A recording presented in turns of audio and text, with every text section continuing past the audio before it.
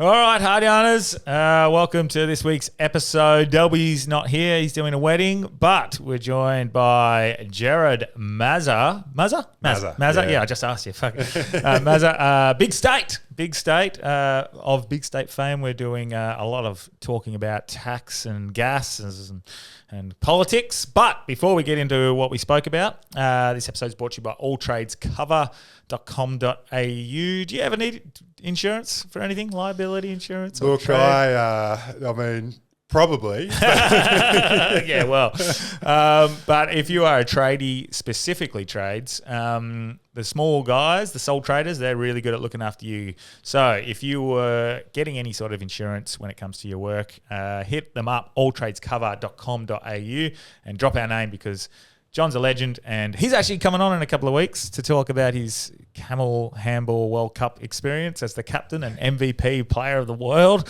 But get around alltradescover.com.au and they'll look after you. This episode is also brought to you by GoTape. GoTape, do you do any sort of exercise or health conscious at all? Yeah, I mean, I used to be a really big runner. I must admit I don't get out there that much these days, but I've done a fair bit of meditation throughout the years as well. Well, actually. mate, definitely is very important. Yeah, definitely helps with the breathing, the breath work, running. One thing I've found the biggest benefit from is sleeping with mouth tape. Yeah. So they do the mouth tape as well. Fuck, it's just the energy you have in the morning is incredible. So get around GoTape, 35% more intake by having these on. So get around them, and there's a lot of medical benefits. They might not be on much longer. I can't remember if we've communicated that, but they've been incredible. So if they decide to stay on, you guys are legends. If not, thank you so much for your time, Goat. But yeah, get around Goat. Use the code word HARDYARN for, I think, a percentage off, 10%. And finally, this episode is brought to you by Feed. Feed's an animal-based supplement. It's because it's animal-based, it's a bit more bioavailable. You've got liver, beef liver, organ complex, honey, collagen, oysters. Oysters are good for your omega-3s and whatnot. So very good, locally sourced, ethically sourced, and especially for us guys over in WA, they're a local business. So get around Feed, and they're listeners. So I love it. So and I think that's it. Aside from that, we were joined by Gerard Mazza. What do we talk about? I mean, we talked about the Great Gas Con, how Australians are getting ripped off for our own resources. We talked about the upcoming election that's coming up this weekend, how important that is, how important good independents and minor parties are. Yeah. We touched on all kinds of things. American politics a little bit. Yep. Mate, very good chat. Very aligned, and I think a lot of people are going to get a lot out of this. So cool. I hope so. Yeah, thanks for having me. It was very fun. Mate, awesome episode, and without further ado, let's get hard. Welcome to Hard Yarns Podcast. I am fucking fat. Anything Chris White says, please disregard it. 5D is actually a state of being. It's a unity consciousness. That was Hard Yarns with me, Frankie Rose. So I'm going to throw it over to your co-host, Daniel Delby. And Cameron Branch. I would do this and then I'd gong. Free in attendance for the millions listening at home. Let's get hard. No, that's all good. Perfect. Fuck yeah. All right. Cheers. Thanks for joining us. Big State. Jared.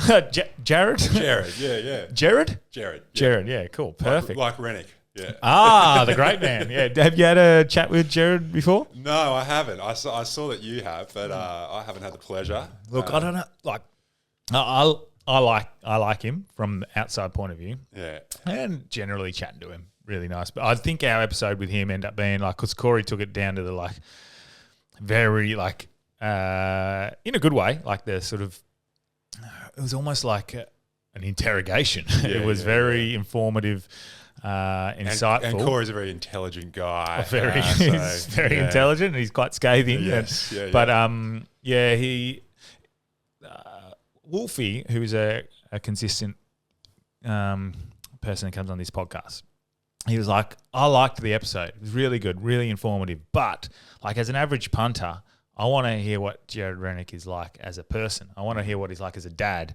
I don't want to hear the politician. I want to hear the person. And then you get a more of a feel for what that person is and if they're actually going to follow through with what they're saying they're going to do. And And that's the good thing about the podcast form, right? It allows for that. And I think it's best when they do both. Yeah, you yeah. can talk policy and you can get to know this person and just get a gut instinct of like, do I? Yeah, trust them? Yeah. 100%. We'll get that a little bit closer to you. So Yeah, just sure. pull it to you. It's all good. All right. I want them to hear your booming voice. But like people like Clive Palmer, for example, he's supposed to come on. He was meant to come on a fucking week ago, but didn't have time. But for example, like I've got some things that I would disagree and not like about him, but then there's some things I'm like, well, fuck, I like what you've done there, and there. So I think that's a good way to approach most things, is a neutral understanding what you dislike and like about someone. But I'd want to know, yes, we'll talk policy, but I want to know like what he's like as a person. Same if I had Albanese or Dutton or Cook, everyone's favourite cook, the crook, on. Like I'd want to talk to them as well. I'd want to go, are you actually just, are you doing as you're told? I'd want to know. And it's difficult to know. But I think once you know what the person's like, it's a lot easier to make your decisions. And especially with an election coming up. For sure, yeah. I mean, I think as well, politics can like erode people's personality and kind of erode their spirit, like they get so used to being on message all the time. They get so used to having to adjust themselves to whatever they're being asked to do by the party machine that like the person sometimes I think, I mean, it's quite interesting. Like what are the psychological impacts of being in politics? And we've had in WA premiers resign because of mental illness and stuff that. Yeah. But like it must take a toll. We brought this up last week. Look at Barack Obama's hair. Fuck the stress, man. It would be a real thing. It's not a job I want to do. So there's a level of admirableness that's taken on the role, but also the thing my question is like, does it have to be like that? And I don't think it actually does. I think there's an appetite for politicians who are real people, who are just honest and have integrity, and like the system's not designed that way. This is the appeal of Trump, isn't it? Like, and whether you agree or disagree with him, again, mentioned it last week, he just says what he wants to say. Yeah. I think he tangles himself up. I think he says what he wants to say, which is sometimes stupid. Yeah. And he doesn't think about what's right or wrong. He doesn't think about what he can and can't say. And whereas a Kamala, in the same sense, stage managed. So I don't think she's actually as bad as what people make out. I just think when you're on a public platform, you have to go, right, what am I allowed to say? And then you start double thinking everything and you're working in circles.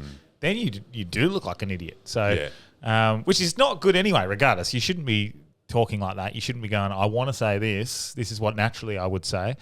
But just be a human being. Yeah. That's what people like. And that's what people like about Trump. And like the thing about Trump is like everyone knows he's full of shit. Yeah. People don't care. Yeah. Because he's like an actual dude.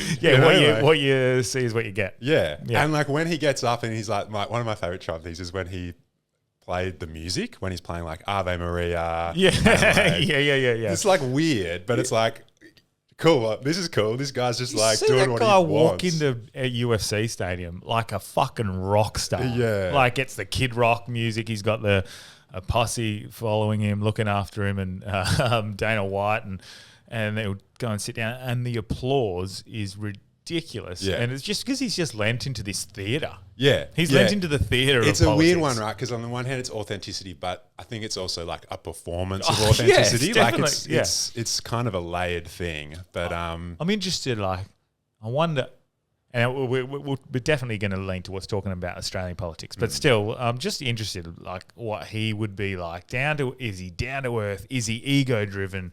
I think he Trump. is. I think he's purely ego driven. Pure ego. Pretty much. That's almost all there is. Is there this side of him that actually goes, no, like, this is ego. I get it, but also I really want to help the world. Is there that? I mean, my thing with Trump is I think he's like almost purely an instinctive creature. You know, like I don't think there's much like thinking going on.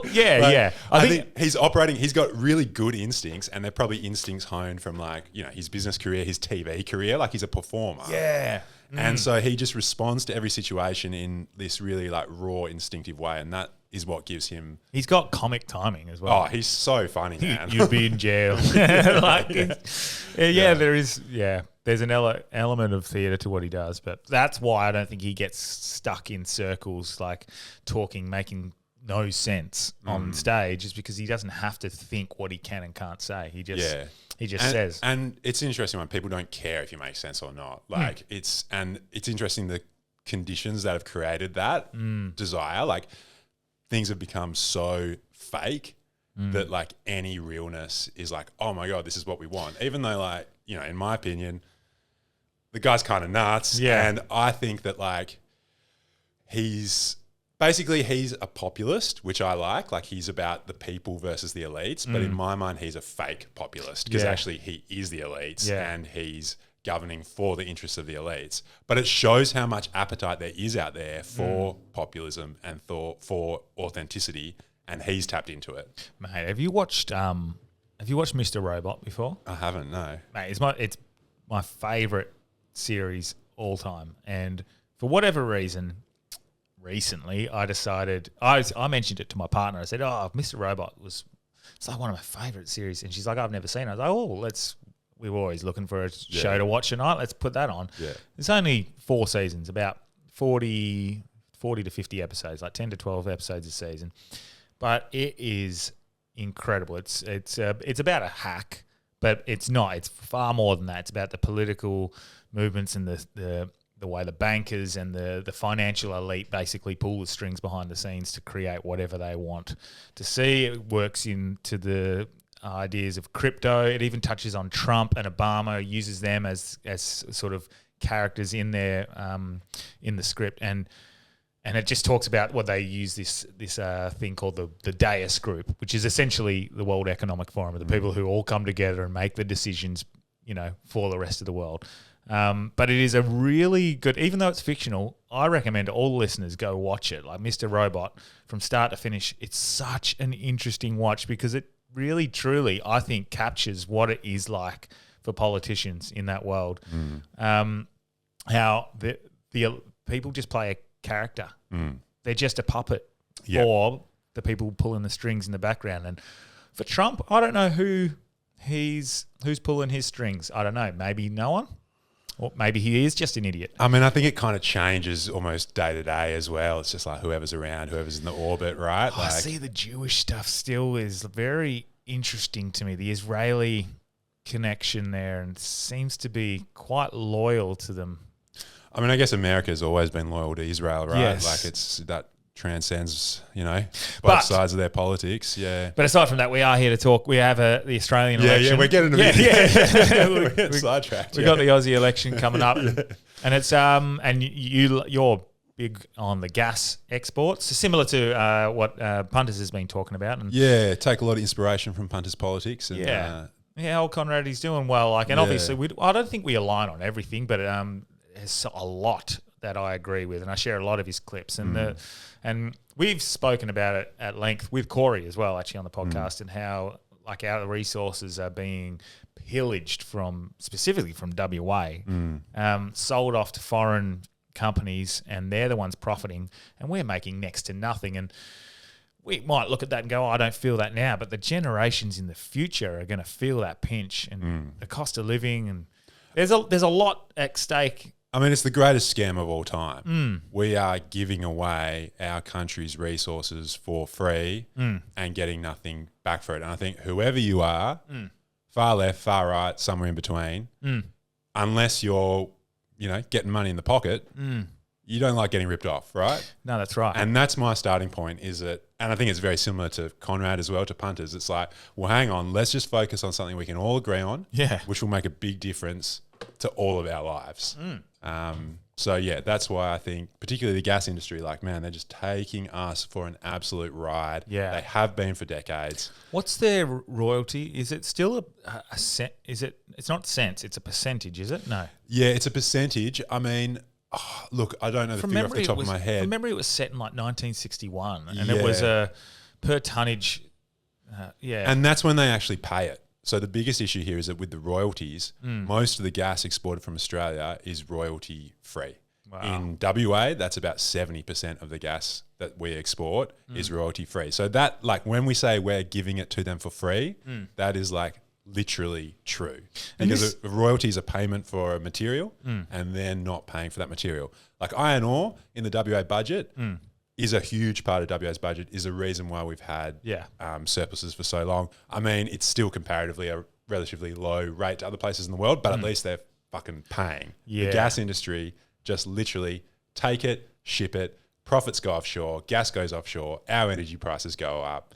Like it's a fucking scam. And then the move to net zero is a very interesting debate because I'm an activist at heart. I like to see a beautiful environment. I love nature. I want that looking as best it can. I want to be able to go out there and breathe the fresh air. I get this whole argument, but also this idea that climate science. So there's a bit of an irony here, and I was going to chat to you about it pre-pod, and I thought I'd save it now. But there's this irony I see with the climate change, the net zero stuff, because climate change, for one, I don't know if you know this one. I've found this really interesting, that climate science isn't settled. It's not as settled as people would have you admit or have you believe. Like they said, the idea that it's 97% accepted by. That I've heard, that's the figures that we get told. So I remember looking into this, and the numbers might be a little off, but they're pretty close. And it was like 11,950 peer-reviewed published papers on climate science. They looked into to find out what's the consensus in the view. And of the 11,950 papers, 8,000 of them couldn't find an answer for or against, whether it was human-made or man-made, or whether it was a cyclic, is that the word? If it couldn't put a finger on whether it was man-made or caused, or whether it was a cycle thing. Right. So they disregarded 8,000 of those papers. And so there's 4,000 papers left of those 11,900. And of that, that's where 97% of those were leaning towards it is a man-caused disaster. But so then they say, okay, well, that's 97%. Well, you've disregarded the 8,000 that didn't come up with a cause. So that's actually about 32%. Right. So 32% of scientists agree that climate change is being caused by men. And so that's interesting. That's point number one. Let's say the 32% are correct, because they could be. I'm not a climate scientist. I don't know. Let's say it is. The minerals and the gases that we are trying to eliminate from what we're contributing to Australia's carbon emissions, the net zero idea, they're still selling that to foreign companies. Yeah. That gas and those carbon emissions are still going into the same atmosphere. Yeah, they're not counted in our figures. It's still... And in fact, what it does is so let's just to go back. That's interesting to me, what you're saying about the climate science. I'd be interested to see that. Yeah. Personally, when I've looked into the past, I've been pretty convinced by the climate science, and I am actually pretty concerned about climate change. Yes. And I think climate change is real. Yeah. Whether or not it's man-made or whether it's a cycle thing, I'm unsure. I still don't think we need to I've spoken pollute. to scientists, I find it pretty convincing. Yeah. But putting that aside, what you're saying there is absolutely true. Yeah, you've those disregarded. emissions are counted as what's called Scope 3 emissions, which means we can wash our hands of them. Yeah. They dwarf all of the emissions coming out of Australia. So everything that, the federal government can stand up there and say, we are putting in these solar panel rebates. Yeah. We are putting in these offshore wind farms. It's like, yeah, cool, man. But what about all the fucking billions of tons that you're sending overseas? Yeah. And you're just like, well, that's not ours. That doesn't count to our figures. Exactly. And that's the irony. And that's what I was getting hypocrisy. at. It's hypocrisy. The hypocrisy in that. China and India, their emissions in 11 days make up for what we do in a year. So the fact that they think, we're going to make an impact on climate change around the world doesn't mean we don't do something about it. Yeah. But that's funny. But if we wanted to make an impact, it would be by reducing the exports that are counted and that's in what I was those other countries' exactly. figures. Yes. We live in a world, right? It's like you can't put the environment, the atmosphere is not divided up along national borders. Yeah. It's like this all... if you're serious about this, which the government say they are, correct, this should all count, and you should take responsibility for what you're exporting as well as what you are using at home. The other interesting thing here is that Woodside and the WA government have this line that they like to use because most of the gas exports from WA come out of Woodside's Northwest Shelf. They say, by sending gas overseas, we're actually reducing emissions because we are helping those other countries transition. We're displacing coal, which is more polluting. Okay, coal is a little bit more polluting than gas, depending on how you measure it, whatever. Yep. But there was research that Woodside commissioned the CSIRO to do on this question that found that that wasn't true, that gas was displacing renewable energy. Woodside tried to bury that research, wouldn't release it. It was only released because of freedom of information requests from the old investigative journalists. FOI. Where would we be without them? Exactly. So like there's just, I mean, I guess what I'm trying to get at here is like this is a pretty complex conversation. But everyone says, oh yeah, we're doing our bit to address climate change. The gas companies say it, the government say it. It's all lip service. It's all lip service. It's not true. And it's just like, it's PR, you know? Yeah. It's them trying to justify what they're doing. Meanwhile, they're making billions of dollars off the back of us. Like those resources belong to us. Correct. And if they are getting sold overseas, let's get something for it, you know? Like, 100%. And yeah. it's not just hurting us. Obviously, the cost of living is rising. Yeah. It's hurting our future generations massively. immensely. That's because number one, right? look, Yeah. I'm looking to get back into the housing market, for example. That's a challenge in itself. Wait till my daughter is 20, 30 years old and she's trying to do that. And the amount of money that we could enrich our citizens with is ridiculous. Look at, I think the concept that Norway's adopted. Sovereign Wealth Fund, yeah. Incredible. Yep, free education, Sovereign Wealth Fund. Like it just makes so much sense. Yeah. And for us to be here in one of the most resource-rich places in the world, WA is like the only state that in the world that through the COVID years did so well in terms of budget surpluses. Like everyone else was in budget deficit because, you know, there was all this spending. Yeah. We had these strong surpluses and yet we've still got a cost of living crisis. We've still got a housing crisis. Yeah. We've got people worrying about their rent, their mortgage, their student loans, their, you know, all of it. We got people on the street. Like, it's just like we have the best shot of anywhere in the world to sort this shit out. Yeah. And yet we're squandering it to make these multinational companies rich. Like, it's just like, it's so fun. So I just want people to be angry about it. And that's what drives what I do is like, this is just beyond words how much of a scam this is. Like, this is ours. We're getting ripped off. I don't care whether you're left, right, or in between. Let's sort this one out, you know? Yeah. So I've seen you approach, you know, the video where you've approached like Roger Cook and you want to speak to him about it and you've been escorted off the area. Carted away by the cops. Yeah. Why? Like, it's a very simple question that could be posed by anyone in the media.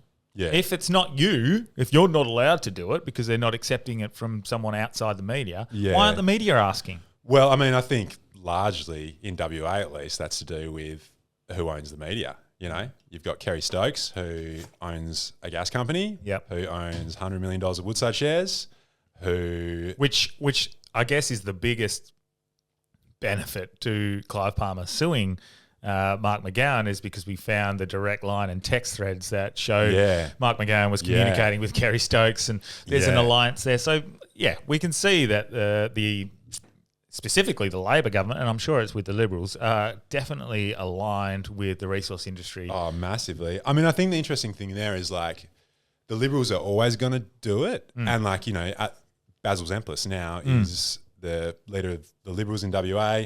He has been an employee of Kerry Stokes for, you know, decades now. Yeah. Even when he was running for Parliament, he was still getting paid to write a column in the West. Yeah. Him and Kerry Stokes are best mates. Like, that's the thing that Kerry knows Baz is going to give him exactly what he wants. Roger Cook knows, oh shit, Baz is going to give him whatever he wants. I better do the same thing so he doesn't come after me. Yeah. You know, that's where it kind of all gets so... And this is like, because so Basil is... I wouldn't call him a close friend, but I know him reasonably from the footy club. We both played at the same footy club and nice player. guy. Yeah. So all my experiences with him, incredible sort of person.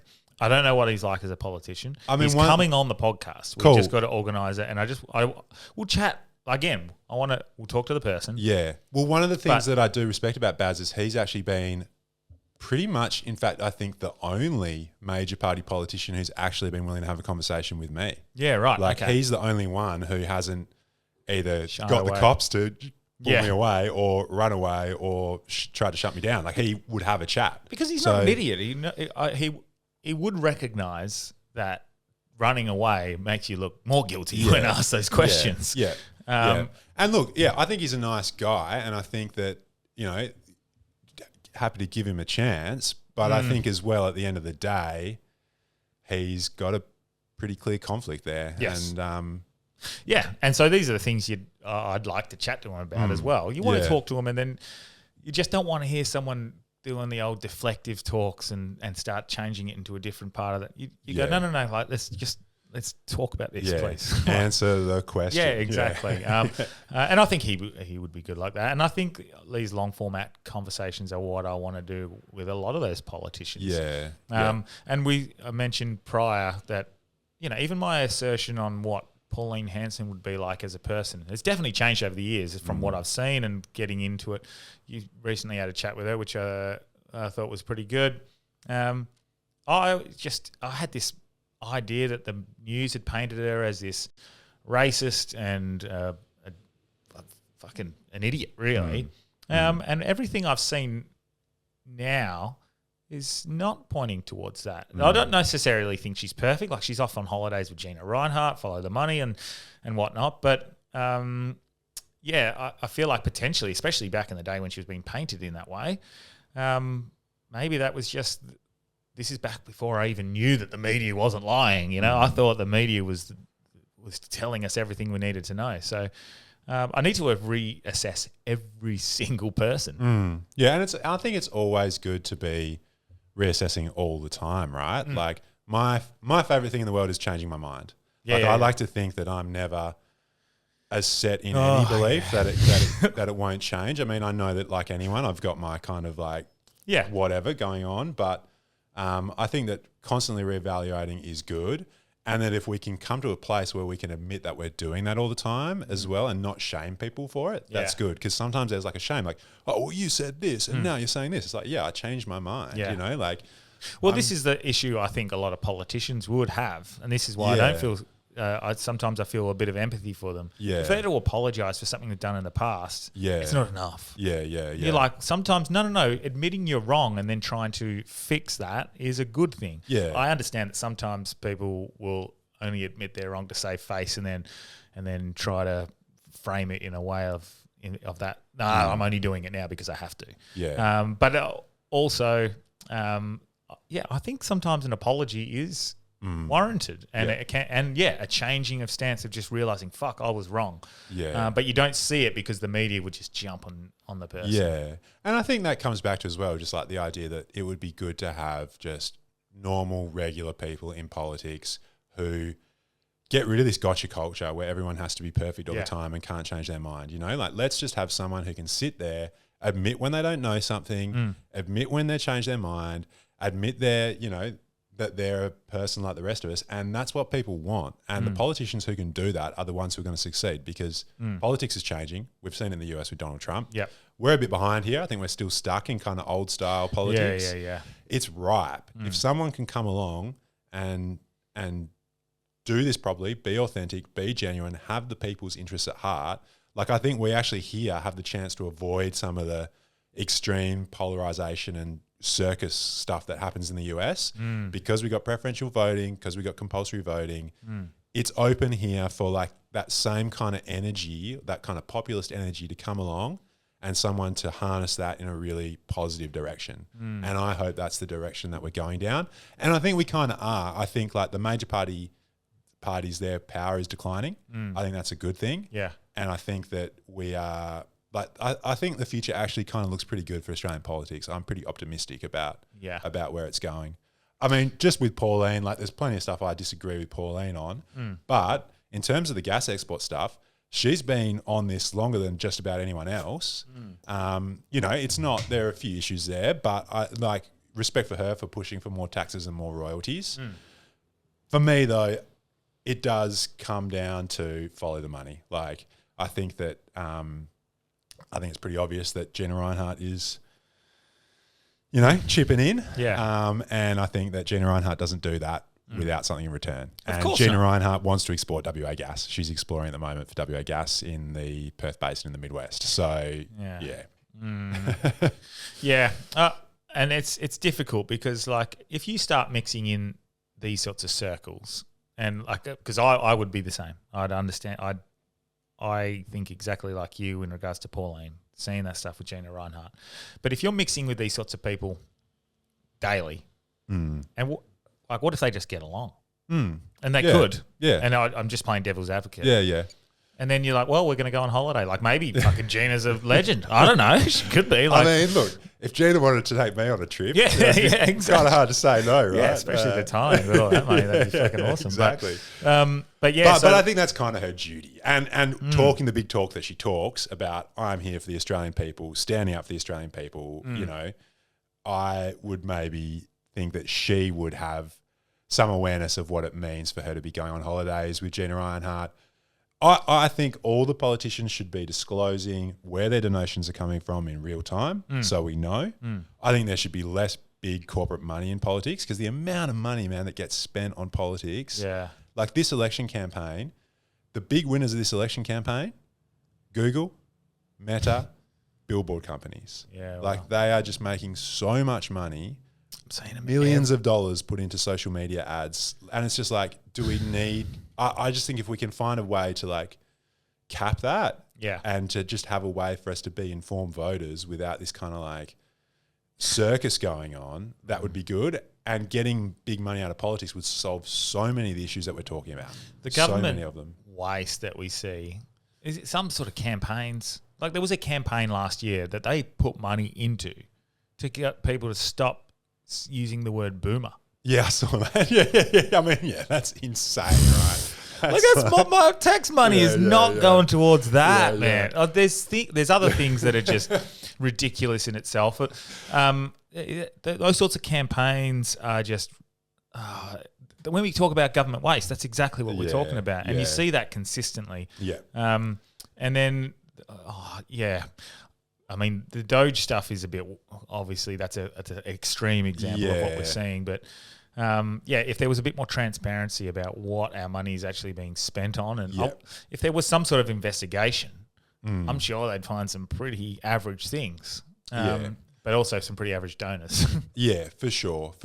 I mean, look, I think a strong public service is important, but it needs to be a strong public service. And it's like, again, let's just bring it back to the things that everyone thinks are important. What are they? Schools, hospitals, roads, housing. It's like... Again, we've got so much fucking money flowing through this country and this state. And we're not benefiting. Surely we can, A, get some of it for the public good and then B, spend it properly. Yeah, not on some campaign trying to, cancel the word boomer. Like that has got to be actually the most egregious That's ridiculous. waste that I've heard of. And a friend of Elon mine, Musk would blow a gasket over that, right? Exactly. There was a friend of mine in the ad, I think, as well. So right. I mean, at least you got a paid actor. Yeah. But I don't know. But where did this come from for you? Where does it begin? Because it's something for me. Like this sort of stuff has always interested me. Like any sort of political corruption has always. I think it interests a lot of people, and I think you're naive to say, "Oh, I don't care about politics." Well, fuck, you don't care about the people who are running your life. They do run your life. Yeah. You should have a little interest and a little bit of a.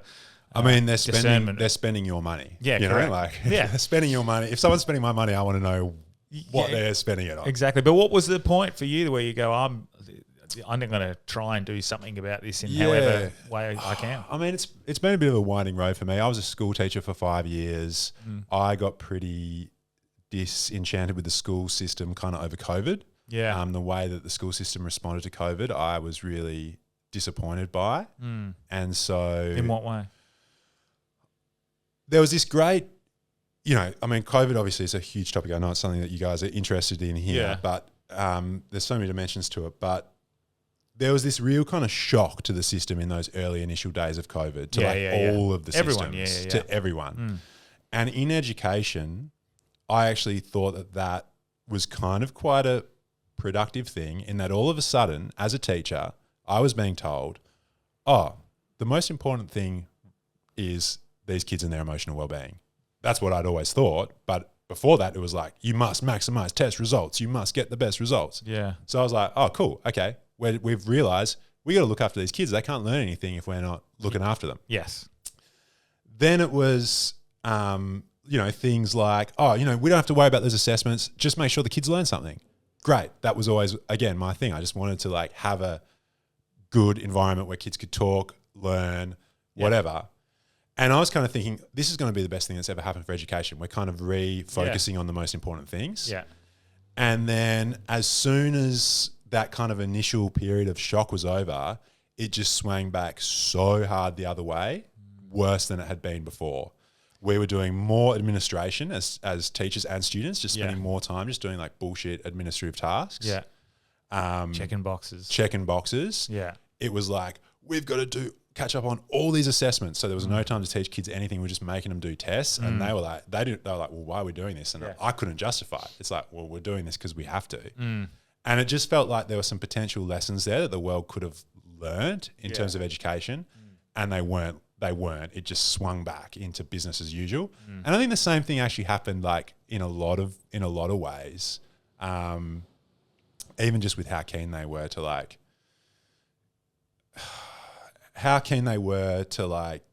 get people back to work. It was like this massive rush to get people back to work. And on the one hand, we obviously people need to be living their lives and doing things, but it felt like the bottom line was what was being emphasized of like corporate profits over people. Yeah. And maybe that's why some stuff might have been rushed or whatever.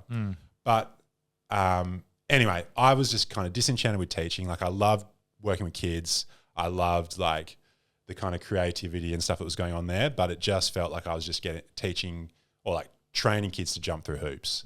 So I quit teaching and I was kind of like, okay, what do I want to do? And actually climate change at that time was something that was really concerning to me. Yeah. So I was doing a lot of like climate activism basically. Yeah. And then I got to this point where I was like, this isn't working. People aren't connecting with this. I wasn't super comfortable with the kind of like culture that was around a lot of that stuff. Yeah, it becomes very tribal, doesn't it? It became so incredibly tribal in a way that was like really off-putting. And I felt like some of the people around me, it was like they didn't want to win and solve this issue. They wanted to be right. Yeah. They wanted to be proved that they're right and they wanted to be able to say, I'm right, you're wrong. Yeah. And I was like, well, this isn't productive. No.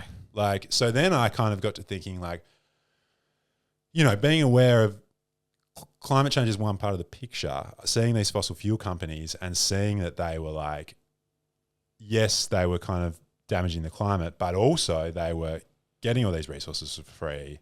They were not really contributing to the communities where they were operating. It just felt to me like it was just like a quick dash to maximize profits and get this done. So I thought, well, hang on here. What part of this connects with everyone? What part of what these fossil fuel companies are doing can everyone agree with? And it became the rip-off. And I think once we sort that out, we'll be able to like take some of the heat out of the climate debate and the energy debate. Yeah. And then just treat that like... It has been weaponized as this sort of political difference on each side of like, no, it's a cycle, no, it's man-made, or it's just been politicized to divide. And to a point, I actually agree. It has just been politicized to divide. Yeah, and I think like it's like a lot of problems that get politicized to divide, and it's like, well, let's just look at this kind of like rationally and calmly and like sort it out as a problem. But I just don't think we can do that while these big corporate actors are like using this situation to enrich themselves. Well, that's why I was saying like, that 32%, they could be correct. Yeah. Like it probably is. Like it could be. Fuck, I don't know. I'm not a climate scientist. I mean, I think the other thing with climate is like it so easily becomes this thing of like, I'm not here saying we need to turn off fossil fuels overnight. That's crazy. We can't do that. We need gas for the time being, which is partly why I say, well, let's keep some of it here so we can manage our transition properly. Correct, yeah. Like, I also don't think like, I think the response to climate change has got to be a response where it's like based on technology, where we can actually all thrive together, like where we can increase people's standards of living. Yeah. Like I kind of got sucked into it for a while there. This idea that like we need to like shrink the economy immediately and we need to like give up X, Y, Z and we need to like make these massive sacrifices. It's like, well, no, A, no one is going to want to do that. Yeah. And B, we don't actually need to do that. Like we can move into a future with alternative forms of energy where we have more than enough, where we have abundance for everyone. Mm-hmm. But part of that is just taking away the imbalance in the scales that favours big corporations because they're just purely motivated by profit. Yeah. We've got this situation in Australia where we've just enabled that. Yeah. There's no checks and balances. And so like the whole situation's kind of cooked. Yeah. So yeah, that's kind of where I got to where I am. And I guess another part of where I'm at is I just really want to help have conversations across political divides. Like I think the left-right divide to me is one way of looking at politics, but I think it's kind of like increasingly irrelevant. Yeah. What I'm interested in is populism. I'm interested in the people versus the elites. Explain populism because it gets brought up a lot and I don't think a lot of people understand it. So populism is basically like politics that is about the people collectively against elite interests who have control over a lot of institutions in our society. Yeah. And like sometimes people talk about like left populism, which might be like Bernie Sanders. Yep. Right populism might be Donald Trump. Like there's a lot in common between those two camps. Yeah. And I guess I'm more interested in the people versus elites divide than I am in the left versus right divide. Yep. Because I think the left versus right divide is just used sometimes to just like tear us into pieces. And it's on both sides. People are engaged in like extreme identity politics, and that just like divides and divides and divides. And this tendency to like see people on the other side as like evil. Yeah. Like I think very few people are evil. Yeah. You know. Yeah. But like a lot of my lefty friends would think like if you have a certain view about like the voice referendum, you are evil. And it's like, well, hang on a second. Yeah. You're calling like more than half the country evil. I'm pretty sure that's not true. Yeah, that's It's a nuanced discussion. That's what and to have someone in a camp and then makes you treat that person in a different way, that's pretty ridiculous. Yeah. Now look, there's there's extremes. Like I'm not going to be very kind to a Nazi, for example. Of course not. But you get what I'm saying. And again, that's the nuance in it. It's like, but I think part of that as well is like being able to differentiate between an actual Nazi and someone that you're just calling a Nazi because they said something on Twitter that you don't like. You know, it's like if you devalue that term by throwing it around all the time, then that's actually dangerous. And then you get real Nazis rising up. Like, and so this is the thing that when you use these terms and weaponize these terms, Nazi being one of them, for example, or anti-Semitic, for disagreeing with the occupation in Palestine or whatever, like whatever. Yeah. If you put these terms and just throw them, aimlessly at anyone, it dilutes the real problems that are happening to real people. Like it's the same with rape victims, when you get the people who are, and I'm not saying this happens often, but it does happen where you get people who will throw out false allegations for money or for whatever reason to slander someone. Yeah. And when they're found out to be not true, then you start questioning everyone. You're going, oh, fuck, like, well, is that it? When someone claims rape, for example, is it? Is it this time? Like, you can't have that. It can't go that way as well. It has to be sort of like, okay, well, let's fucking listen to what they're saying. But if everyone keeps lying, then it dilutes the real victims. Yeah. And the world did kind of go pretty crazy with that, right? Over the last kind of like, 10 years. I do feel like things are coming back a little bit and people are becoming just a little bit more sensible. Yes, the pendulum is swinging. Yeah. It's definitely coming back to a bit more of a neutral point. But labeling like Trump or Elon a Nazi, like calling him a Nazi for doing that, like that's stupid. Like Yeah, I thought that was an interesting one. I think It's a bit stupid. It could go either way. No, hey? yeah, It's like exactly. you could see that being intentional, but who knows? I don't know. And then like- same with but if you use that Trump stuff, he was constantly being called a Nazi, and like, fuck, you are really, this is bad for people who have been oppressed under real Nazis. Yeah, and also like it's also just turns people off. Like even if you truly believe that, it's like you're not going to convince a Donald Trump supporter to stop supporting him by insulting them. No. It's like you have to give them a better narrative. You have to give them a better story. Like Donald Trump's giving them one story of the world. Yeah. Your job is not to like say, people who believe this are deplorable. Yeah. Your job is to give a better story of the world. And if you don't have one, then you're in trouble. And this is the issue I've had with commenting. Again, this is almost leaning into tribalism. But Come on, let's do it. Go. So I've been trying to engage with Abby Chatfield online because she's of the extreme huge profile. Yeah. And I just it'd be kind of cool. We definitely disagree on a lot. Yeah. She hasn't actually seen our messages, so Yeah. I've been doing the thing where I comment on some of the posts and respectfully and very neutrally as much as I can. And I remember commenting on one of her recent posts about the Greens and just suggesting that unfortunately I don't think they're what they once were. Didn't say they're fucked or anything. I just said that they're not what they once were as an activist group and blah, blah, blah.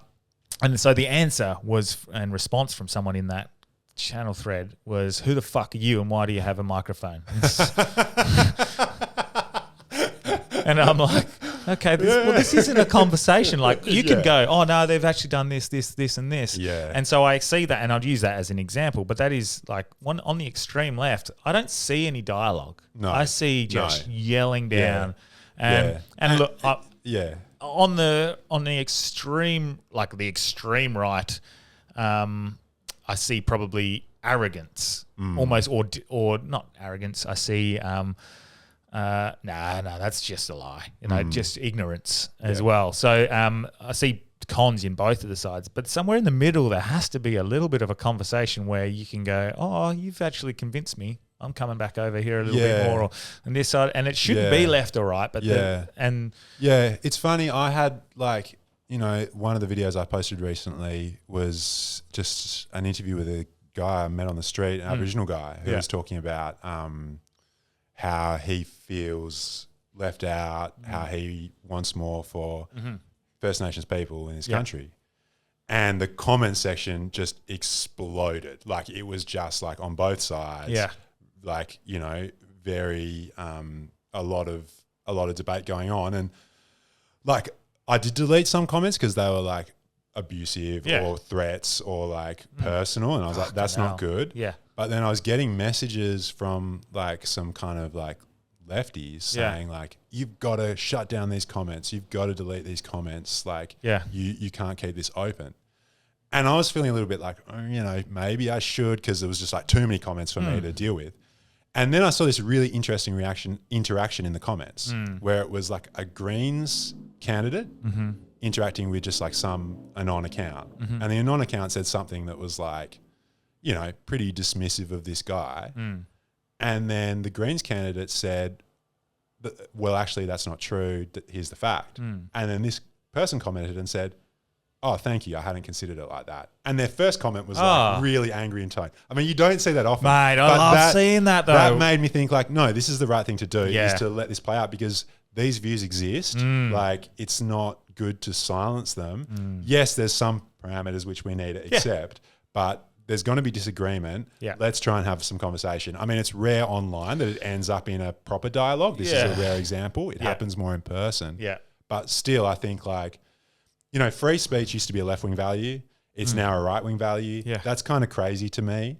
I think free speech is important. Obviously, there's complexities there. But I just think we're not going to get anywhere by pretending that alternative views don't exist or shutting them down immediately. Correct. We're only going to get somewhere by having the conversations. Yeah, we need to provide open dialogue, and that's what I'd like to do, and I'm trying to do it more, like with this podcast, get on people who either completely disagree with me or Delby on our opinions, and or like, at least people who potentially we're on an alignment with a lot of our, so even the transgender activists we had on. Yeah, I saw some of that. That was pretty interesting. Yeah. Yeah, look, honestly, she was very tired. She had a full day of work. It was like 9 o'clock at night over in Victoria when we had to do it, and or Sydney, wherever she was from, I think it was. And we had this chat, and it was a interesting chat.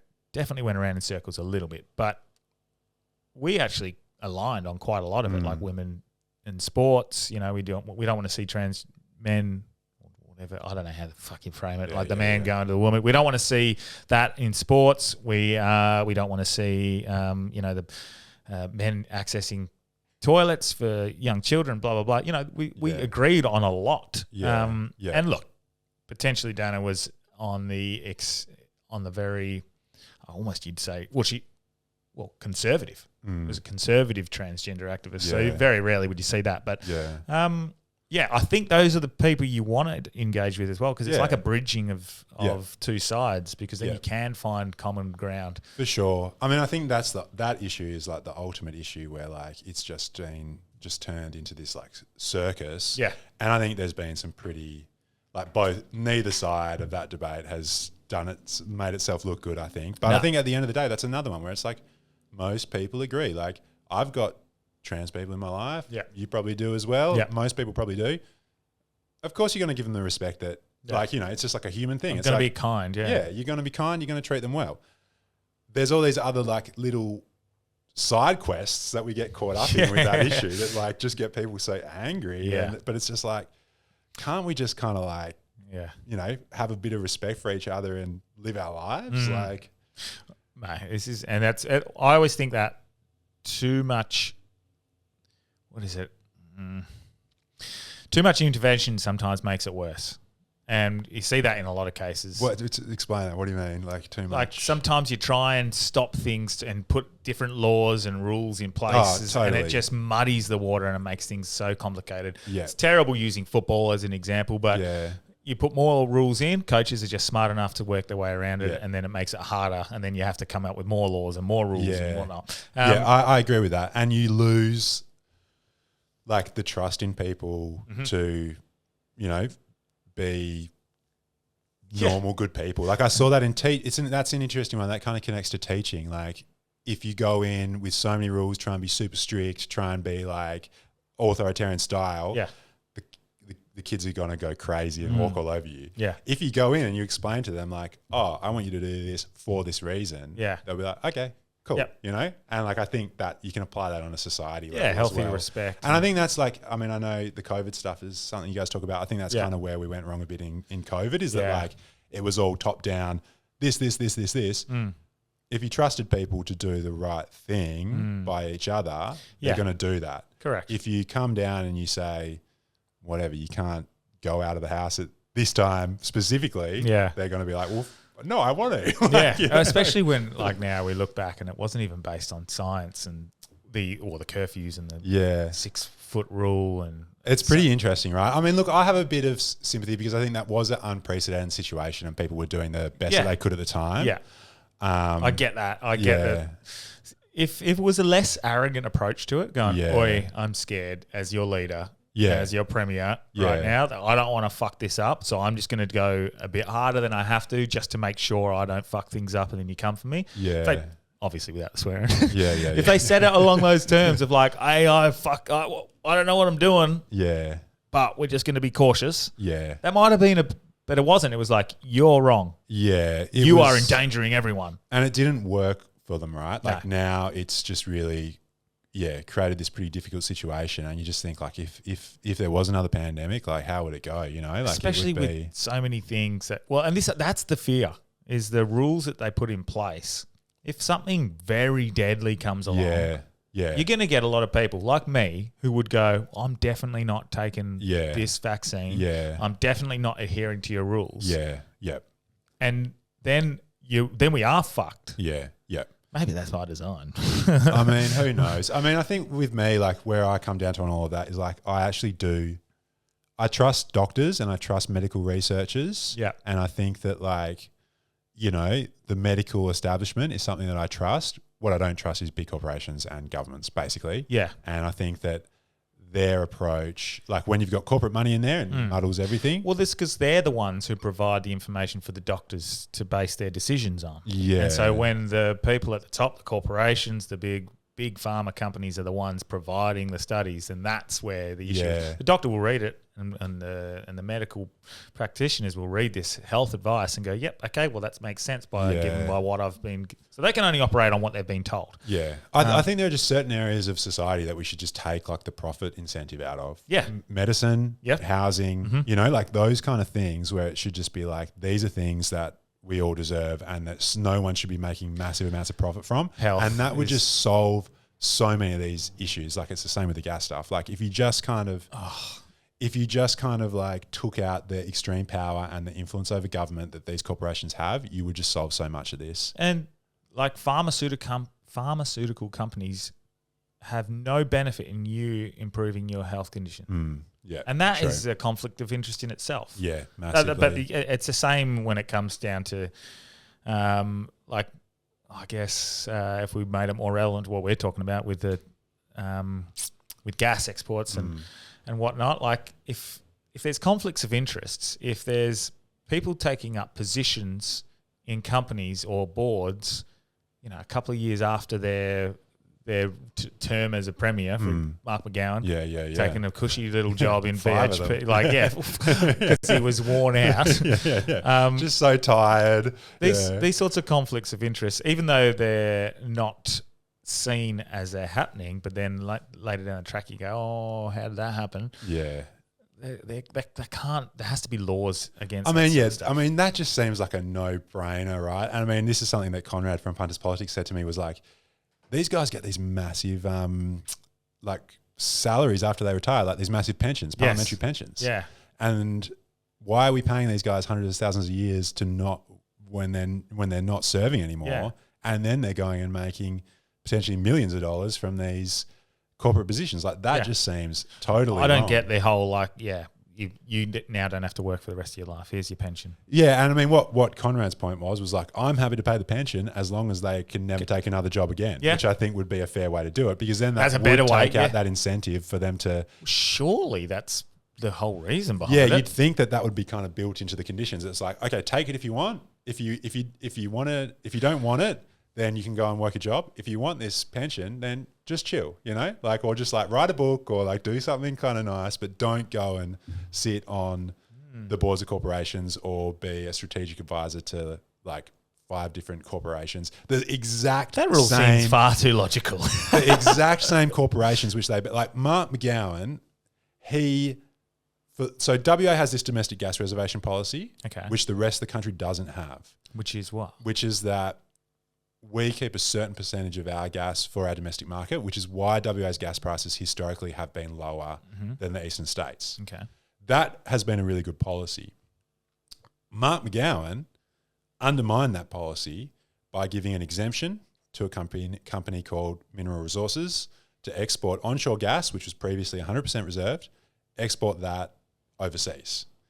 He now is a strategic advisor to that same company. So he literally undermined our domestic gas reservation policy. By the way, when he made that decision, wholesale energy prices tripled.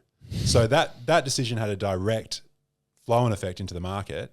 He made that decision within like 2 years. He was working for that company.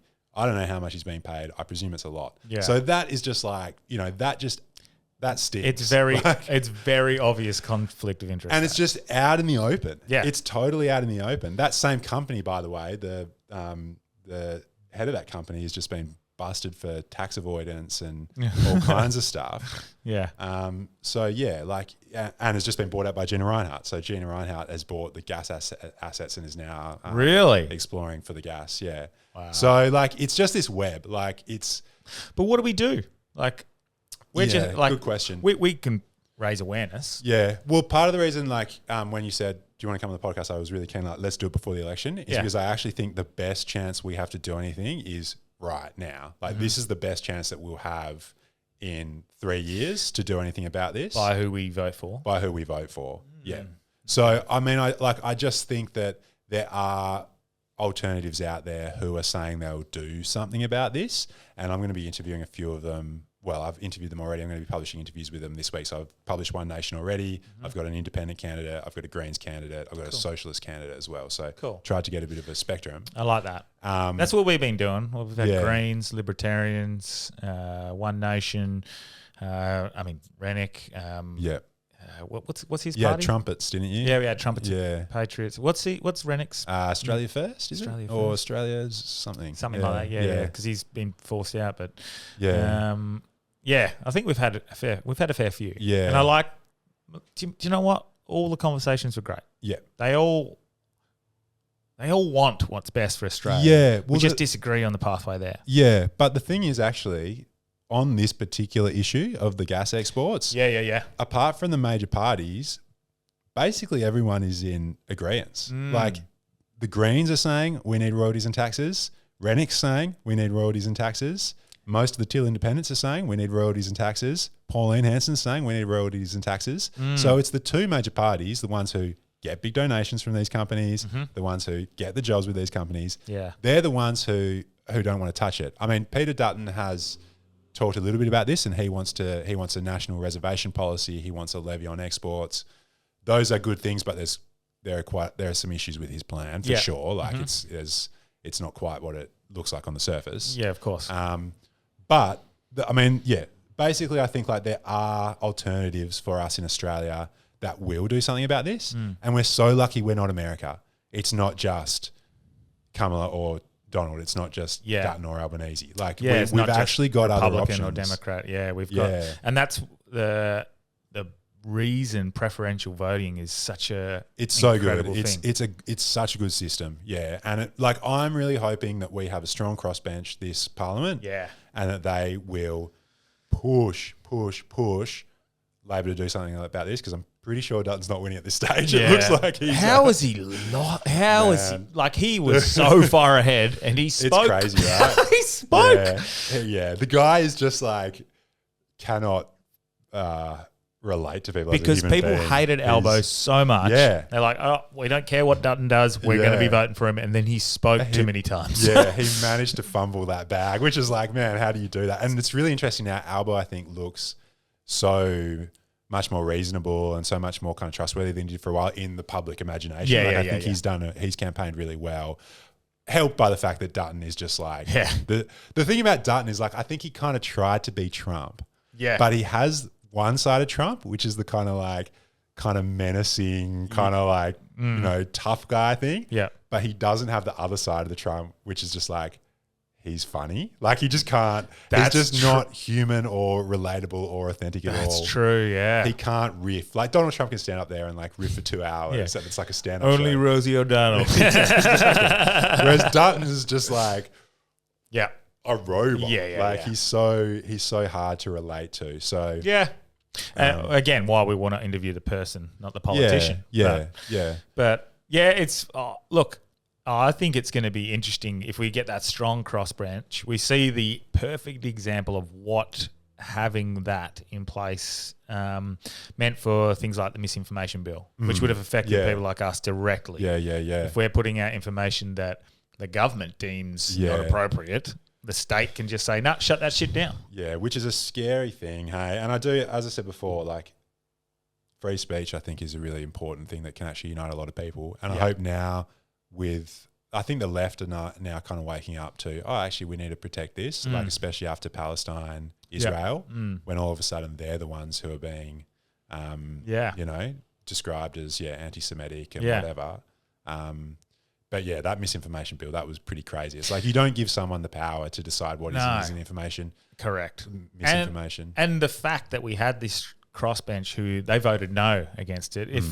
And look, now if the two major parties align on a decision, there's nothing that can be done. But if you have a good, strong crossbench where we can go, no, like, we can get around these, like, people. We did it. I know, like, Primod did it. I know a lot of sort of political commentators did it across Australia and said, you have to reach out, put the website up, put the links to how you reach out to your local representatives, your senators, and say, we do not want this. And it worked. And we said no.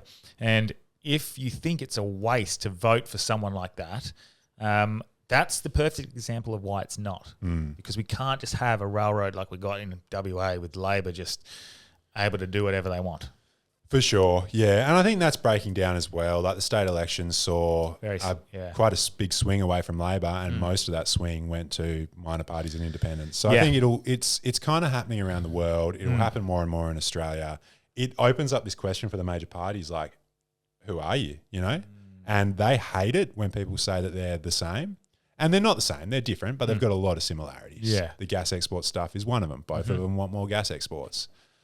They hate it when people say the same, but now it's going to be the test. Like, are you guys just going to vote together all the time to push stuff through? Yeah. Or are you going to deal with the crossbench, get more voices looking at this, get more people talking about it, and actually get some legislation that might be a bit more ambitious? So, like, I think that's going to be Albo's big dilemma this time around. It's like, do I just kind of call up Dutton and say, let's push this through? Or do I deal with the crossbench and get some good outcomes? And hopefully he wants to get some good outcomes. Like, hopefully that's what deep down he wants to do.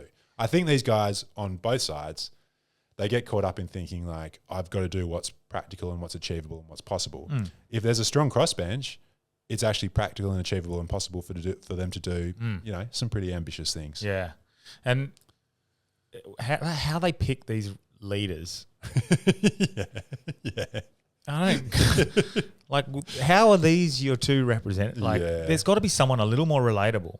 But then, is it they're the ones who are willing to? I think it's just to work your way up through that party machinery. You've got to just kind of like become the faceless man. You know, you've got to like make so many compromises. Yeah, you've got to be willing to read the lines, that by the time you get there, you've just become like a shell of what you once were. Yeah. I'd like to think that almost. I do. I think everyone who goes into politics goes into it because they do want to make positive impact. Yeah. And I think they eventually get whittled down to nothing. Yeah. Where they're like, oh, I actually can't. Yeah. I can't do this. But I don't want to believe that it's impossible for them to do the right thing. Like, I think it is possible. I think we're just so used to this like bad system. Yeah. And again, I think if we get a lot of the corporate money out of politics, reform the corporate donations, et cetera, that will help a lot. Reduce the power of lobbyists. Yeah. Like, then we'll actually be able to see some movement. Yeah. Yeah. Did you end up having punters on while you were over here? Yeah, so I do a podcast as well called The Last Place on Earth. We had punters on. I think he did ours the same day he did yours, actually. Yeah, he came from yours to ours. I think the work that he's doing is like really good and really inspiring in this space. Yeah. I liked actually because I've been watching. They've been putting up clips. I think it's an SBS. I watched the whole thing last night. The debate, the influencer debate. Is it good? It wasn't. It wasn't that good. The clips were basically as good as it gets. Okay. It was too, it was too like tribalistic and like forcing them into this debate context where I think it would have been way more interesting to just listen to them have a conversation. Yeah. And also I think like it was kind of interesting, like the three like on the left side, not that punters, I think punters is maybe a little bit different, but the three on the left side, punters, Abby Chatfield, Hannah Ferguson, like are all like quite successful kind of independent content creators. The three on the right side were like people who work for think tanks and who are like... Yeah, Joel Jamal's the only one I knew in that area, and he's been on the podcast and he does the ARC. And I've spoken to him a fair few times, but... and he's very well spoken and very knowledgeable. But he's definitely most definitely right wing. Whereas like punters, I wouldn't call him left. I think punters is kind of doing, I don't know if he'd put it this way, but I think he's doing kind of what I'm talking about pretty well. The kind of like looking at this as a divide between ordinary people and the elite rather than a left-right divide. Yes, he's not fallen for that trap. Yeah. And I put my hand up. I think I have definitely over the years fallen for the left-right. Yeah, I mean, so have I massively. I think in the last, especially like with my support of, I guess, the Trump movement in certain ways. Yeah. Now having realised that, look, I like a lot of what he's doing, and I see what he's doing. I just wish Australia would, focus on themselves as well. Like, I guess what he's doing, it's not benefiting us, but I see the benefits of what he's doing. Yeah. But that doesn't necessarily mean like,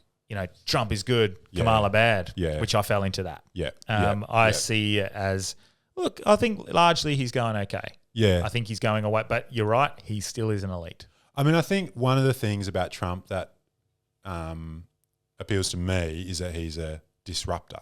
Yeah. And I do think we need disruption. We need to kind of break down some of the old ways in order to build something new. For how long has everyone been saying we want change? This is the same. We've got these corrupt politicians making moves based on corporate interests and greed. We've said this for years and years and years. Yeah. And as soon as someone comes in and hopefully, maybe I'm too optimistic, starts doing that, radical change is what we require. Yeah. It's going to be a little uncomfortable. And I think that's what we're seeing. For sure. But maybe I'm too optimistic. I mean, I think like the world is heading, like whatever way you look at it, there's more disruption coming. The kind of political status quo is breaking down.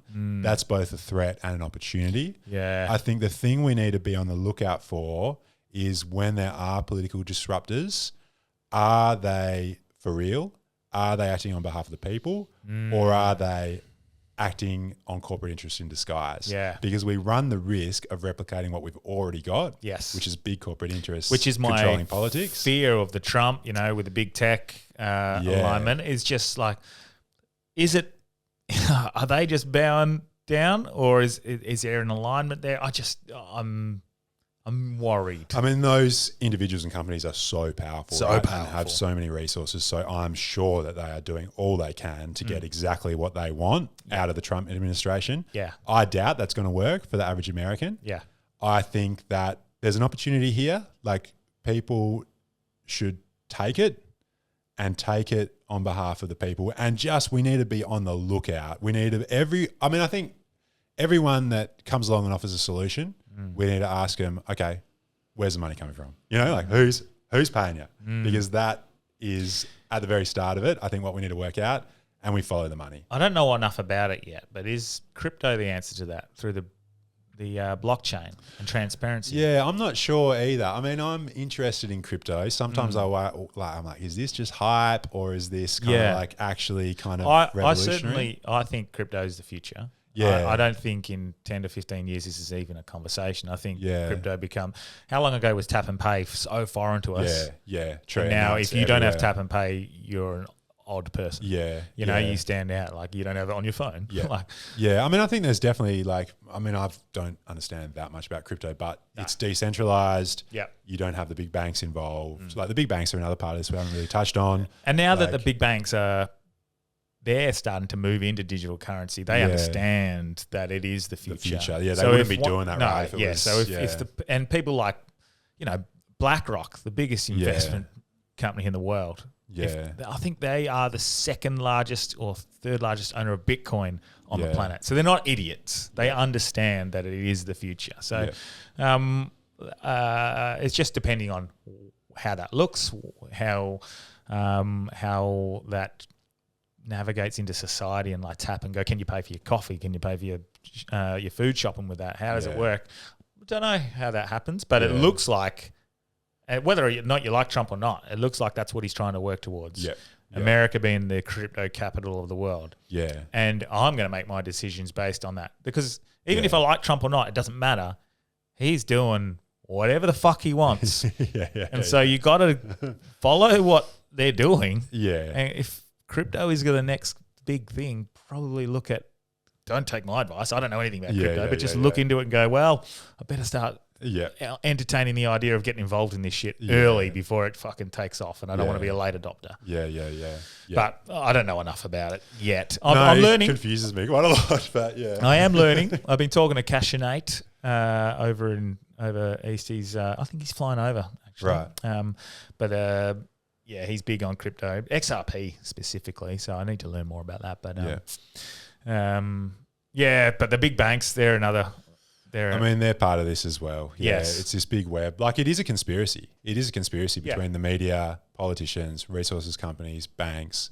They are conspiring to suck out our resources Yeah. and profit from them. Well, that's it. What was it? I can't remember who said it. I want to say Carl. Anyway, whoever said it. You don't need it to be a conspiracy when everyone's interests align. Yeah, yeah. And it's right there in plain sight. So we need to just make it like part of my goal, let's make it toxic for politicians to be seen palling around with these gas company billionaires. Like it kind of already is, right? We've seen that with Pauline. Yeah. But I think even like, Albo, Dutton, they'll both get up there, shake the hand with not Gina Rinehart, with Meg O'Neill, Woodside CEO, Yeah. with Kerry Stokes. It's like that should be politically toxic. Yeah. Well, this is what we're seeing now with the rise of podcasts, independent media.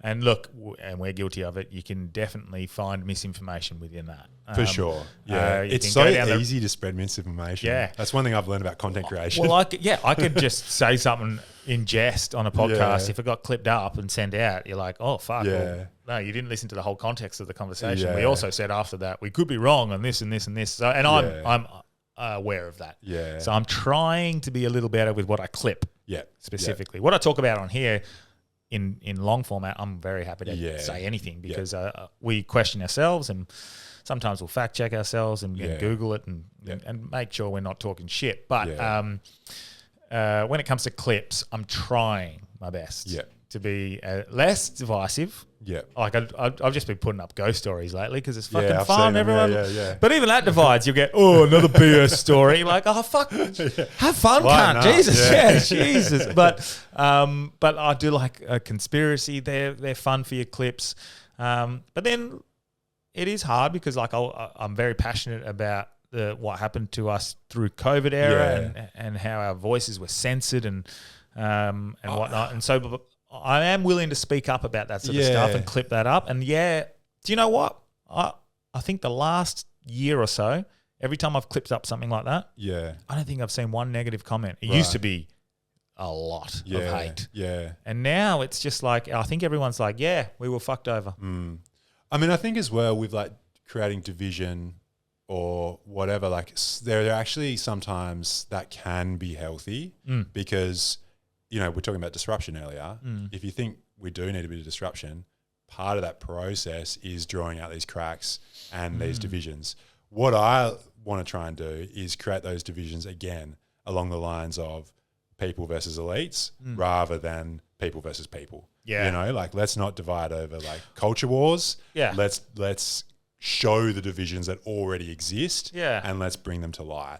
And sometimes that can be controversial. And I think, controversy, like a lot of what I do is kind of intentionally controversial. And there's a bit of like a trickster energy to that, I feel. Like I try and, it's like a bit of larrikinism or a bit of like shape-shifting, which is fun. And I think that sometimes like gets strong reactions out of people. And that's not necessarily always bad, but it's why you're doing it and what it leads towards, I suppose, that is the tricky thing. Yeah. Yeah, the division in comment sections, it's hard to navigate that. Because there are people who are just like, oh, you're an idiot, mate. Like, we can't, like, you've come out to hurt people here. That's all you're doing. Yeah. But what I have found with people who are willing to chat and talk, the best way, especially if you disagree, if you're definitely opposed, is ask questions. Ask why they think that, because one, I could be wrong. And you could actually go, well, oh, fuck, I didn't consider this, like you've said in your comments section. And then you can at the very least, have an understanding of why they think that. And then you can have compassion for them for thinking that they're not just a dickhead or they're not just some asshole who opposes your view. They think this because they care about this, this, and this. And then you have an understanding. And I think as long as you understand why each other think that, one, you could probably find somewhere in the middle, bit of happy ground.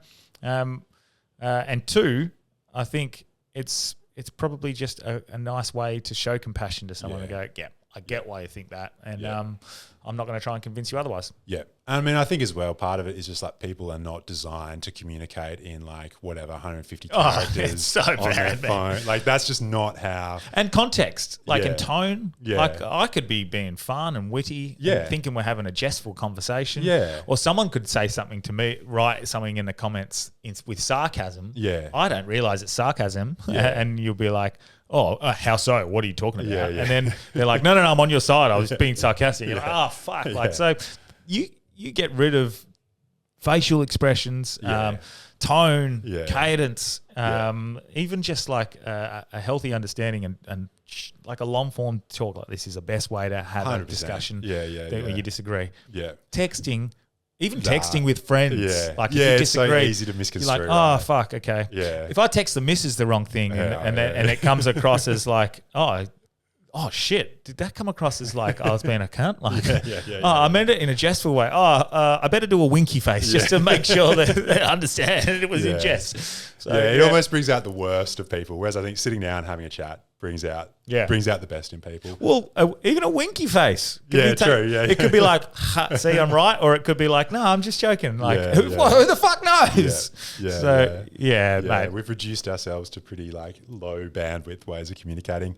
But I think I just want to pick up on another thing you said there, which is compassion. Like, I do think that compassion has got to be the driving value going forward of our politics. And one thing I was keen to talk to you about was like spirituality in politics, because I think that that's something I'm really interested in, but get few opportunities to talk about it. Yeah. And I know that you guys are interested in spirituality. Yeah. I just think that like people in the world today are desperate for spiritual meaning and for narratives that make sense of their lives. And politics just doesn't offer that. And I think we need to bring back a sense of spirituality in politics, and politics driven by love and compassion. And I mean, I think the thing that we see at the moment, like so much of our politics is completely devoid of spirituality. Like on the right, it's capitalism. It's the worship of money. Like, you know, the love of money is the root of all evil, as it says in the Bible. Like, I think that's devoid of spirituality, this kind of extreme capitalism that we have, which is like totally unregulated and these companies can do whatever they want. On the other side, on the left, you've got this really like materialist politics, which is just takes spirituality out of it and things are reduced to like material conditions, or things are reduced to either like class or identity. There's no sense of people as like complex human beings, as spiritual beings, as people who share something quite precious and sacred, which is like our humanity and our connection to each other and our time together on this bizarre earth. That's missing from politics. Yeah. And I think the politics of the future will be politics that can give people spiritual meaning, recognize people as spiritual beings, and bring out the best in all of us together with love and compassion. And I think the right wing in America do work in this territory, which is kind of interesting. Yeah, they dabble into Christianity. And God. Yeah. We can't just leave it to them. I think it's all of us. We've got to all be kind of on that wavelength and on that journey. And that doesn't mean you have to believe anything in particular. Everyone's going to have their own beliefs. Yeah. But I think just recognizing like our whole society rips away that dimension of people, and our politics rips away that dimension of people, and we've got to bring it back. That's the only way through, I think. Well, take away colour, take away creed, take away ideology, all of those sorts of things. Who you are as a person, that's what's important. And if I'm going to talk to you, whether you're politically left or right, whether you're from a different country, different religion, it doesn't matter. If I get along with you, this is what I'm going to teach my daughter as she grows older, is to see the person, not the identity, not what they're sort of aligned with. Yeah. Because if that person deep down is a good person, has good values, that's what's important. Yeah. Because they've bought into whatever ideology based on that value. Yeah. So whether or not you agree or not, that's what's important. Yeah. See the person. Yeah. And I think, you know, it's not to say that like there's not racism in the world or there's not these issues that like are important. But it's just like, how do we define ourselves? You know, like, do we define ourselves in all these different identities kind of opposed to one another? Yeah. Or do we define ourselves as humans who are all actually like fundamentally connected to each other? We're going to have different points of view. We're going to have different interests. It's important to discuss those things. It's important to, you know, not allow discrimination, but also we've got to have a politics, a culture that's based on love, togetherness, compassion, rather than division, tribalism, difference. And that's what I've been working towards that with this podcast. And even in regards to some of the things I've been taking in content, the documentary Matt Walsh's Am I Racist the other day. Yeah, I haven't seen it. I'm curious to see it. Yeah. I watched it, and I largely agree with a lot of things he said anyway. But he's very provocative as well. Like he provokes and gets those sorts of reactions, which, again, what you were suggesting before was like sometimes you do need the disruptors. But one thing I took out of it the most was the people that you would consider stereotypically to be the most racist in America were the ones who like, well, I don't even see a black person. I just see that guy riding a motorbike and I'm going to have a beer with him at the pub. And these are the hillbillies of the hillbillies. And they were the ones showing love and compassion the most. Yeah. Yeah. Which I found quite ironic considering, and it could be cherry picking. Yeah. But the ones that they were showing on the left were the ones yelling and screaming and being, no, I have no time to entertain you at all. Yeah. Yeah. And I think that's probably the reason a lot of people do lean a little bit right, because at least they're willing to just entertain that idea of compassion and love for one another. And but there are extremes on both sides. There are, yeah. I mean, one of my heroes is Martin Luther King. He was a Christian man. He was a very spiritual man. He was obviously like fighting for civil rights, but he did that in a way with like a lot of love and a lot of like respect. And, you know, his dream that he spoke about in his famous speech was a dream where people were judged on the content of the character rather than the color of their skin. So it's kind of a universalist vision. And I think that partly comes from his, you know, his religion and spirituality. So I think, it's I mean, no group of people has a monopoly on spirituality. You know, it's something we can all access and we can all access in our own way, and it might help us to come together and understand each other a little bit more, I reckon. Mate, bloody, you know, rip a little episode, that one. I like that. Cool. Anything you want to touch on before we finish up? I mean, I feel like I haven't really actually spoken about the gas stuff that much. Oh, but, we can talk more on that. Just one more thing that I just want to say, actually, just course. before the election, is that last week there was a approval that came through from the federal government for the Santos Barossa project in the Northern Territory. Yeah. This is a massive gas export policy. This is no royalties on any of that gas. And Santos, in the last year that we have data for, paid zero in income tax. They paid some PRRT, but in income tax, they paid zero. And so this is happening right now. Like even during the election campaign, these approvals are coming through. This time it's happened under Labor. In the past, it's happened under Liberal. There's another big decision, a WA one, the Northwest Shelf, which is coming up. It's going to have to be made in the next month or two by the new government. If there's a strong crossbench, there's going to be pressure on them to knock that back because, again, that's not going to benefit us. The gas is all going overseas. The profits are all going overseas. The royalties and the taxes are like absolutely minimal. And so I just really want people to think about that when they go into the ballot box. And I want them to think about how can we stop ourselves from getting ripped off, because like it's happened for decades. It's still happening. It will happen for decades more unless we get together and make a fuss about it, which I see happening, which is happening. Yeah. And it's a really good thing. Yeah. Mate, I do hope that the crossbench can be strong, and I do hope that we start to see some change. I think people like you, and come back on anytime. We'll just keep these conversations going. I'm optimistic. Yeah. That we're seeing me too. a pendulum swing. Me too. People they can't hide anymore. Yeah. I think the future's looking good. Like I think that, you know, we have to have some optimism and like it's deserved. Like things are changing and let's help them change in the right way. Yeah. Well, and with regards to like even the platforms that we're getting this sort of information out on, like we're relatively small in the grand scheme of things, but we're reaching, I think, collectively about 60 million views a month. Yeah, which is probably more people than watch the Channel 7 news. Exactly. So, and that this is the point. Like, and if we're relatively smaller in that aspect, that's that just shows that there is an appetite for this. Yeah. And there's bigger ones. Yeah. And they're going to be putting their platform up there for people to be able to see this sort of stuff. So I think I don't think there's many places to hide anymore. No. We just need more things in Australia to help us. Yeah. Because it's very easy. We do it a lot. Yeah. We commentate on American politics and stuff because it is in your face. Yeah. But we do also need to think about what's happening with us and local stuff. And I've got a couple of those coming up actually. So Cool. Cool. I'll look out for them. yeah. So I'm not happy with the water minister. Well, yeah, I mean, that's a whole nother story. Neither am I. I mean, she almost lost her seat, right? Yeah. So why are you not happy? Are you near Mullaloo Beach? No, I'm not. What's happening in Mullaloo? Oh, mate, it's pathetic. She trusts the science.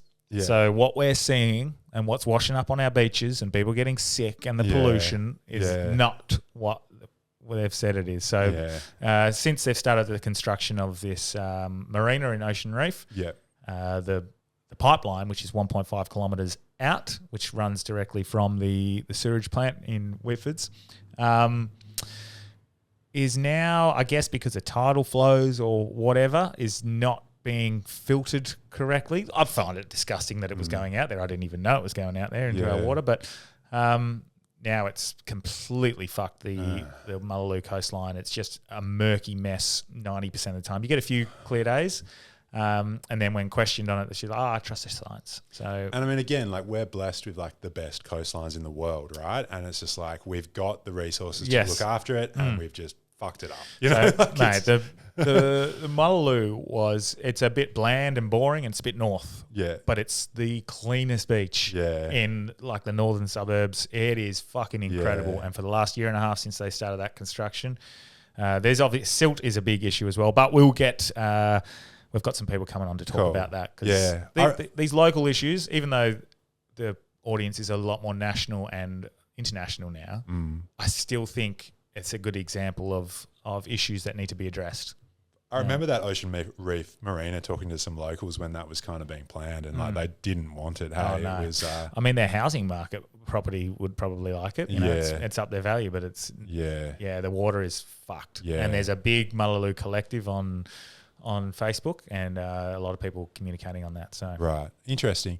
Yeah, I mean, I don't like her because I mean, I live in Freo. She's my local member. I just think she's not been a good local member. But B, fracking the Kimberley, I just think that really risks the groundwater supply up there, and that's pretty concerning. And she's not doing anything about that. So, so we'll have a good old chat about her. Yeah, I don't know, maybe next week or the week after. I've got to organise a time for them to come on, but mate, anything you want to plug before we finish up? Big State is the social stuff, TikTok, Instagram. I've got a newsletter / podcast called The Last Place on Earth where we talk a lot about corporate influence in WA and try and kind of unpick some of this. So check that out. And thanks for having me. It's been really fun and good to connect. Mate, a pleasure. We'll get you back on plenty of times, I reckon. Sweet. I like creating the sort of regulars, and you've definitely aligned. I'd love to have a chat with Corey because I don't really know him well, but I've come across him and he has been a big fan of Big State from the start. So he's a good egg, old Corey.